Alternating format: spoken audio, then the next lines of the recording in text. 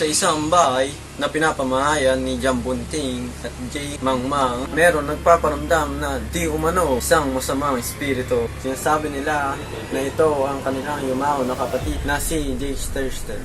Isang araw, nakita ni Jam Bunting at J. Mangmang ang kanilang kapatid nangingisay. Bigla nila itong pinagtawanan.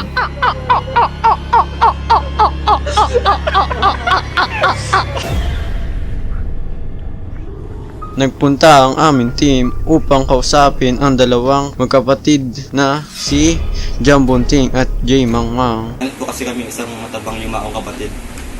Kapag gabi po, lagi po siyang narinig namin nag-oing-oing. Oo nga po. Ito nga po pala yung mataba namin kapatid. Ito po yung picture niya.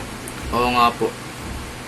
Tinawagan namin ang ekspertong dalubhasang pagdating sa panloloko ng tao na si Sped Kasikip upang kausapin at palayasin di umano ang masamang espiritu. Hindi ako nandito para pag-away. Nandito ako upang manloko ng tao. Agad-agad ininspeksyonan ni Sped ang bawat sulok ng bahay. Ang kanilang computer, lamesa pati bahay ng langgam. Nararamdaman ko maraming langgam dito sa lugar na to. Dito normal kasi sinumpa kayo ng kapatid nyo. Siguro malamang lagi niyo sinasaktan yung kapatid. Kaya kailangan hintayin kayo yung sumpa. Hindi po na kami masyadong sinasaktan si Jake Sterster nung nabubuhay pa siya. Oo nga po.